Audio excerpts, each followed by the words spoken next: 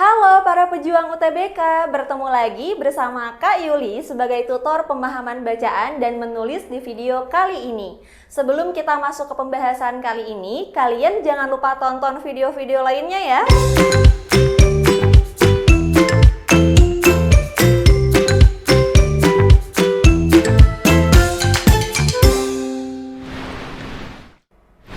Oke teman-teman sekalian, di video kali ini kita akan belajar tentang penulisan kata bagian 2 nih.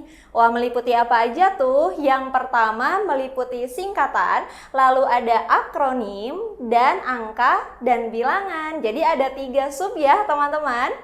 Oke, kita belajar tentang singkatan dulu ya. Oke, kita langsung aja masuk ke aturan singkatan yang pertama. Singkatan nama orang, gelar, sapaan, atau pangkat diikuti dengan tanda titik di setiap unsur singkatan itu.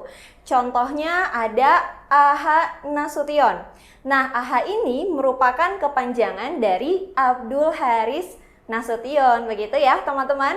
Lalu ada lagi DR. Nah, DR ini ada 2 penulisan loh teman-teman.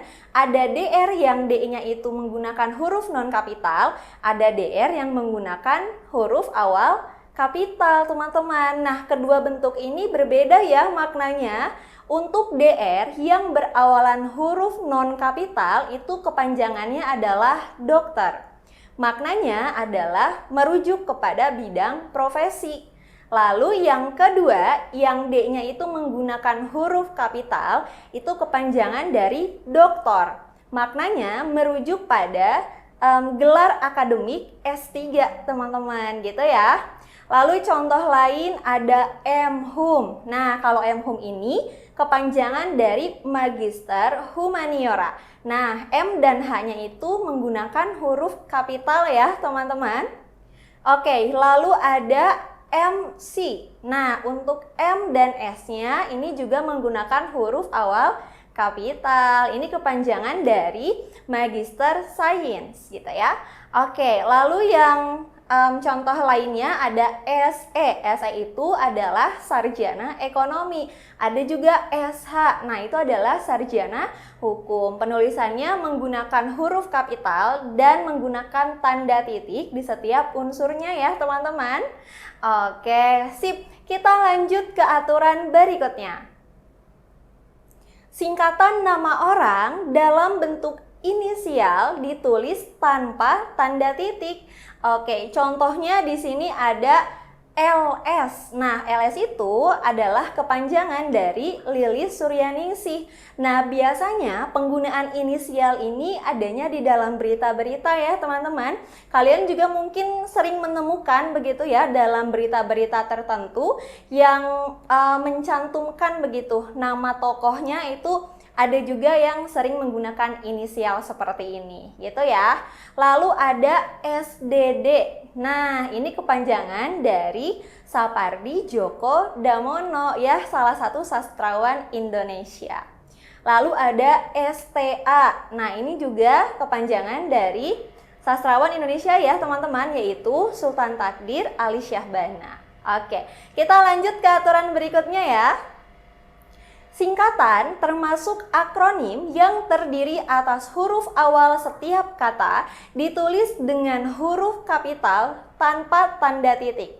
Contohnya pada KTP. Nah, KTP itu kan kepanjangan dari kartu tanda penduduk ya teman-teman.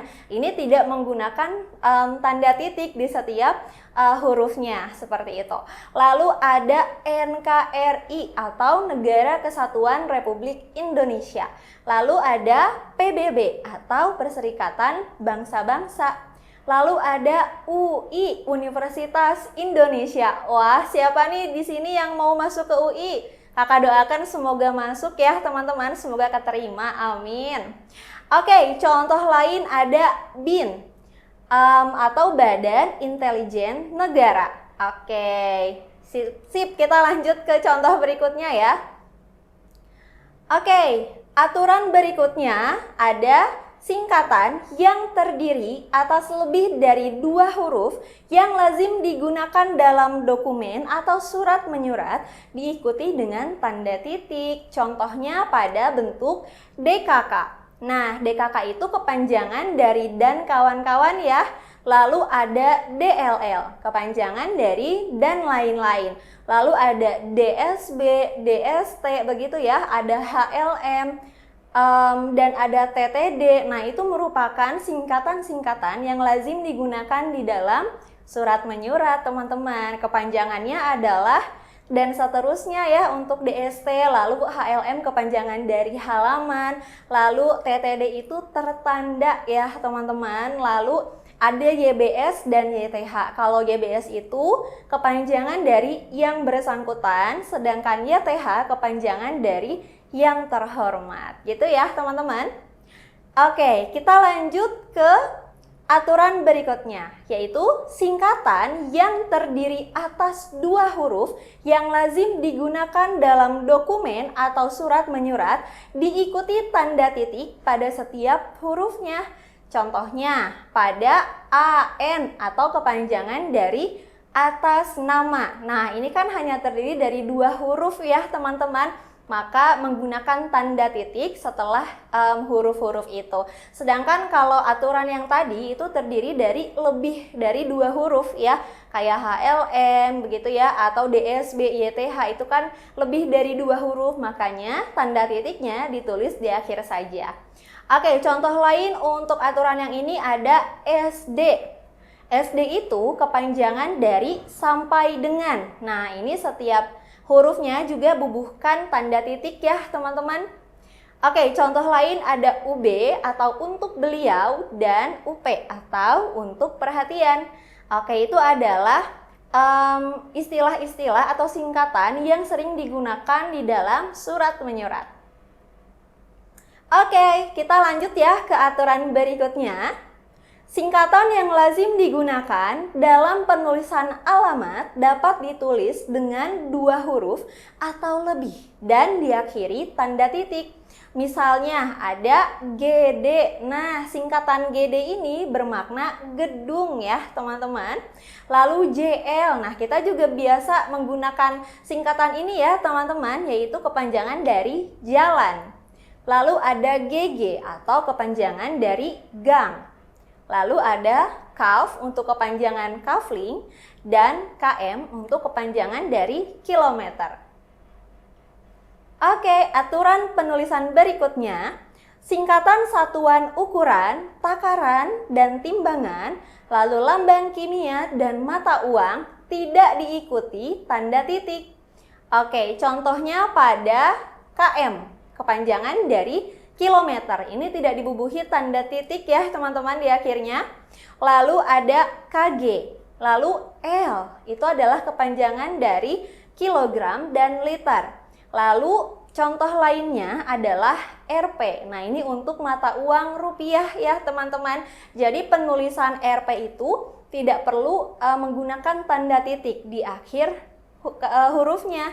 Jadi setelah kalian menuliskan Rp, kalian langsung tuliskan saja nominalnya tanpa tanda titik dan tanpa spasi di tengah-tengahnya. Begitu ya.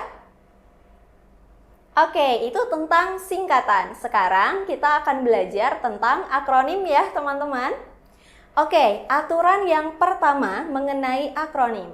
Akronim nama diri yang berupa gabungan huruf dan suku kata atau gabungan suku kata dari deret kata ditulis dengan huruf awal kapital. Misalnya Bappenas. Nah, Bappenas ini adalah kepanjangan dari Badan Perencanaan dan Pembangunan Nasional. Lalu ada Bulog. Kepanjangannya adalah Badan Urusan Logistik. Lalu ada Kalteng atau Kalimantan Tengah. Seperti itu ya, teman-teman. Lalu ada lagi nih, teman-teman, Kowani. Nah, itu adalah akronim dari Kongres Wanita Indonesia. Oke, kita lanjut ke aturan berikutnya ya. Oke, aturan berikutnya, akronim bukan nama diri yang berupa gabungan huruf dan suku kata atau gabungan dari suku kata dari deret kata ditulis dengan huruf non-kapital. Contohnya pada akronim IPTEK.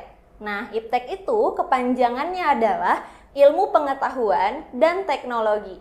Lalu ada pemilu, kepanjangan dari pemilihan umum. Lalu ada puskesmas, pusat kesehatan masyarakat. Lalu ada rapim. Wah, anak organisasi pasti tahu ya istilah ini. Oke, rapim itu kepanjangan atau akronim gitu ya, maksudnya akronim dari rapat pimpinan. Lalu ada tilang. Oke, tilang ini kepanjangannya adalah bukti pelanggaran. Seperti itu ya teman-teman. Oke, sekarang kita bahas sub yang ketiga, yaitu tentang angka dan bilangan. Penulisan yang pertama, angka Arab atau angka Romawi lazim digunakan sebagai lambang bilangan atau nomor. Wah, angkanya tuh seperti apa sih? Oke, nah angka Arab itu yang sering kita gunakan sehari-hari teman-teman untuk memberikan penomoran halaman ataupun nomor-nomor lainnya ya. Contohnya ada pada gambar di samping. Lalu angka Romawi itu angka-angka yang jumlahnya tidak persatuan begitu ya teman-teman, tapi ada juga yang puluhan ya dan yang ratusan ya. Ini bisa diwakili juga oleh huruf-huruf tertentu ya. Nah, contohnya ada pada gambar di samping juga ya. Oke, lalu aturan yang kedua, bilangan dalam teks yang dapat dinyatakan dengan satu kata ditulis dengan huruf. Kecuali jika digunakan secara berurutan seperti dalam perincian. Misalnya, mereka menonton drama itu sampai 3 kali. Nah, 3 dalam konteks ini kan hanya dapat dituliskan dalam satu kata ya teman-teman. Maka kita gunakan saja penulisan menggunakan huruf gitu. Lalu yang kedua, koleksi pribadi saya lebih dari 1000 buku. Nah, 1000 juga kan dapat diwakili oleh satu kata ya teman-teman. Jadi kita tidak perlu menggunakan angka. Oke, contoh lain. Di antara 72 anggota yang hadir, 52 orang setuju, 15 orang tidak setuju, dan 5 orang abstain. Nah, teman-teman, dalam konteks ini kita gunakan kita gunakan angka maksudnya. Kenapa? Karena ini kalau dituliskan itu lebih dari satu kata teman-teman ya. 72. Nah, itu kan ada 3 kata ya teman-teman. Lalu 52 itu juga 3 kata. Lalu ada 15 dan ada 5 orang abstain. Nah, untuk yang 72, 52, dan 15 itu kan lebih dari satu kata. Jadi gunakan angka. Adapun yang terakhir nih 5 orang abstain. Nah, itu tidak mungkin juga ditulis menggunakan huruf sendiri ya, sedangkan yang lainnya itu menggunakan angka. Jadi untuk keselarasan menggunakan angka juga, seperti itu ya. Oke, berikutnya aturan ketiga, angka digunakan untuk menyatakan ukuran seperti ukuran panjang, berat, luas, isi, dan waktu, serta nilai seperti nilai uang dan persentase. Contohnya 0,5 cm. Nah, penulisan 0,5-nya menggunakan angka ya. Lalu ada 5 kg. Lalu 4 hektar, 10 liter. Lalu 2 tahun, 6 bulan, 5 hari. Nah, itu menggunakan angka ya teman-teman.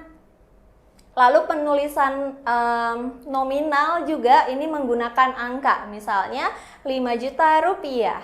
Oke gitu ya. Atau 5% dan 7% itu menggunakan angka juga ya. Oke, aturan berikutnya nih teman-teman tentang penulisan bilangan. Bilangan berupa angka pada awal kalimat yang terdiri atas lebih dari satu kata didahului kata seperti sebanyak, sejumlah, dan sebesar, atau diubah susunan kalimatnya. Jadi tidak boleh ya meletakkan angka di awal begitu teman-teman. Oke, contohnya ada pada kalimat di samping ya. yaitu sebanyak 2.500 orang diundang panitia. Nah, jadi gunakan kata sebanyak di awalnya begitu. Lalu contoh lain, sejumlah 25 naskah kuno tersimpan di lemari itu. Nah, ini juga menggunakan kata bilangan dulu ya, yaitu sejumlah. Oke, aman ya sampai sini? Sip, kita lanjut ke aturan kelima. Angka yang menunjukkan bilangan besar dapat ditulis sebagian dengan huruf supaya lebih mudah dibaca. Contohnya, sebanyak 5.000 dosis vaksin telah didistribusikan ke beberapa wilayah. Nah, ini 500-nya menggunakan angka, sedangkan satuan ribunya ini menggunakan huruf, teman-teman.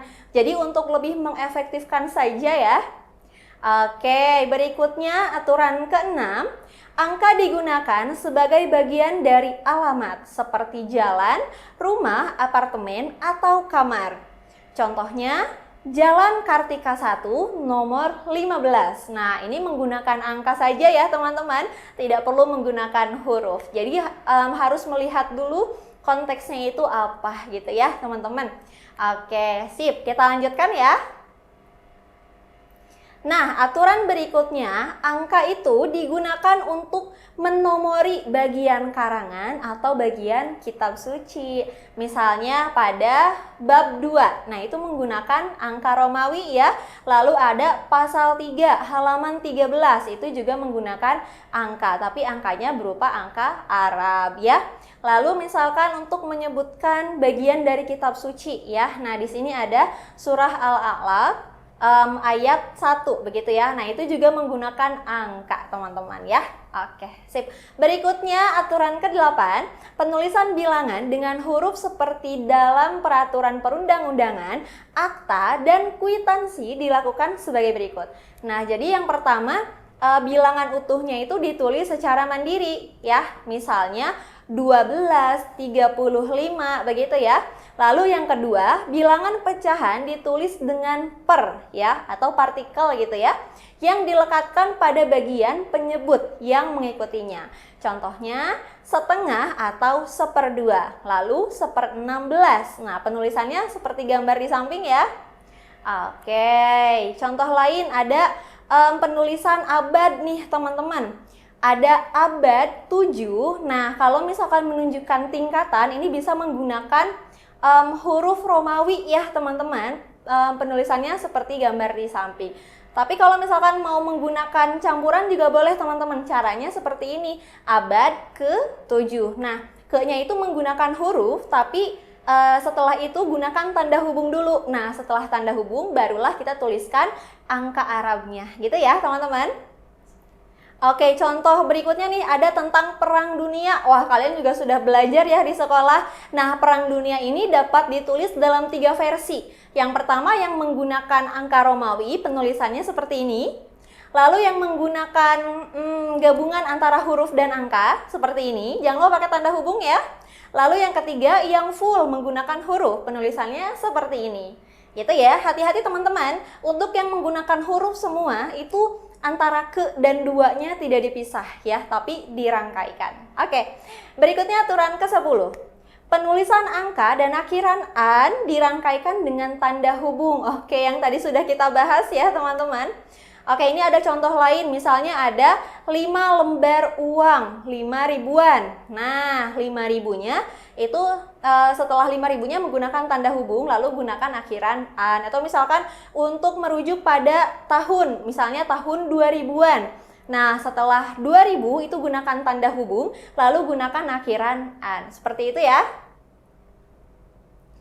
Oke teman-teman, yuk kita lanjut lagi biar kalian semakin paham. Oke, sekarang kita masuk ke aturan yang ke-12 ya. Bilangan yang digunakan sebagai unsur nama geografi ditulis dengan huruf secara serangkai.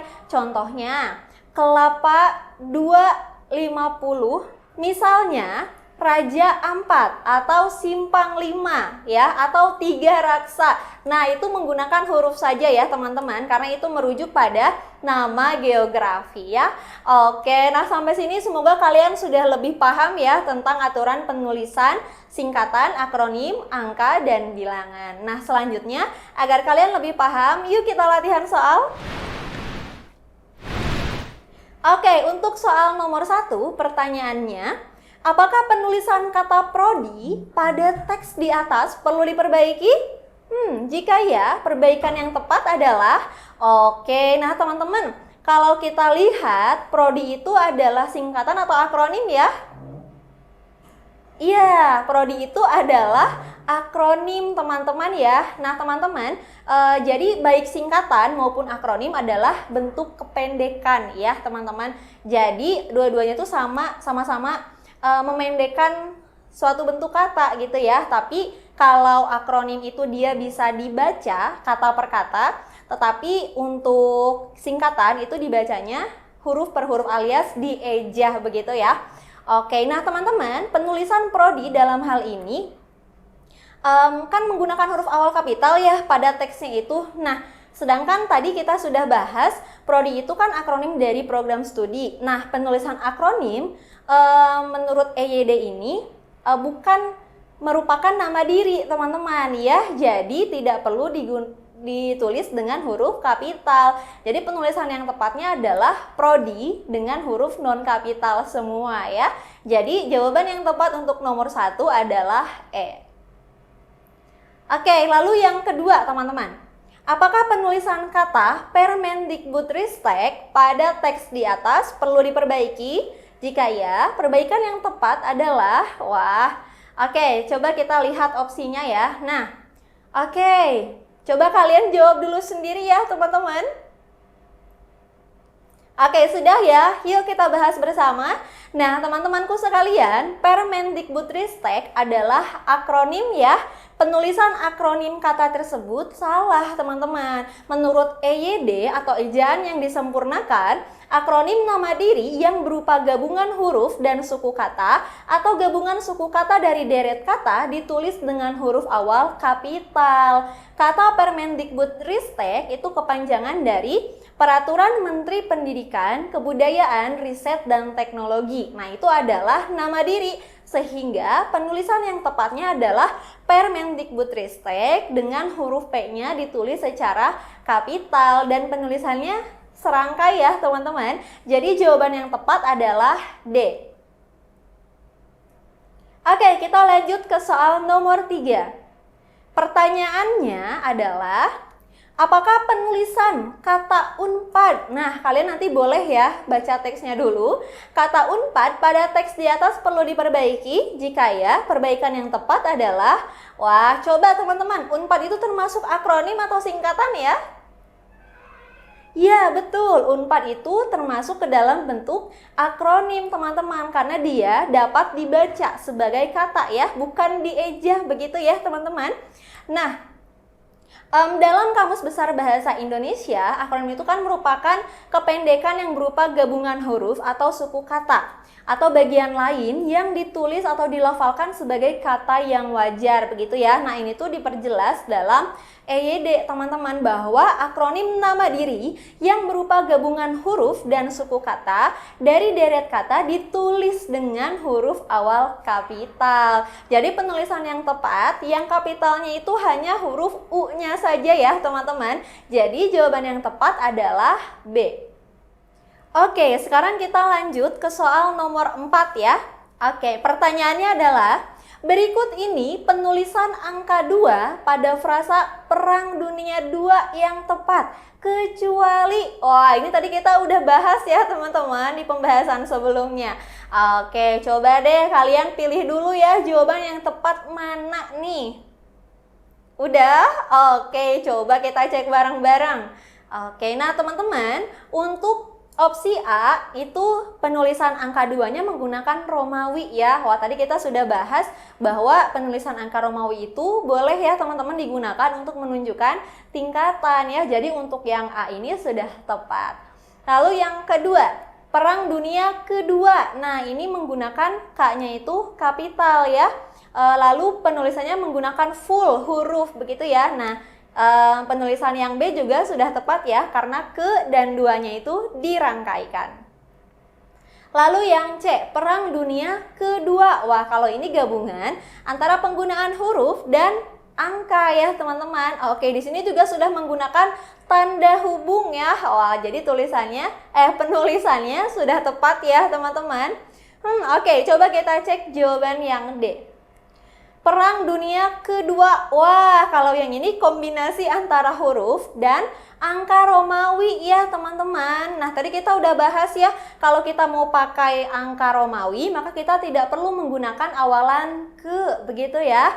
Jadi penulisan yang D ini tidak tepat teman-teman. Oke, sedangkan yang E, opsinya adalah tidak ada pilihan yang tepat. Jadi jawabannya adalah D ya. Oke, sekarang kita lanjut ke soal kelima. Apakah penulisan episode 26 pada kalimat 1 perlu diperbaiki? Jika ya, penulisan yang tepat adalah, wah, yang mana nih? Coba kalian kerjakan dulu ya. Oke, teman-teman. Nah, untuk soal yang ini, jawaban yang tepat adalah iya, jawabannya adalah D teman-teman, yaitu menggunakan huruf dulu ya. Gunakan tanda hubung lalu 26 karena itu menunjukkan urutan ya. Jadi maksudnya itu urut episode urutan ke-26. Jadi harus menggunakan tanda hubung begitu ya. Nah, itulah penjelasan tentang penulisan kata bagian 2 yang meliputi penulisan singkatan, akronim, dan angka serta bilangan. Semoga kalian bisa lebih paham ya, teman-teman. Oke, sampai di sini dulu dan sampai jumpa di video lainnya. Bye-bye.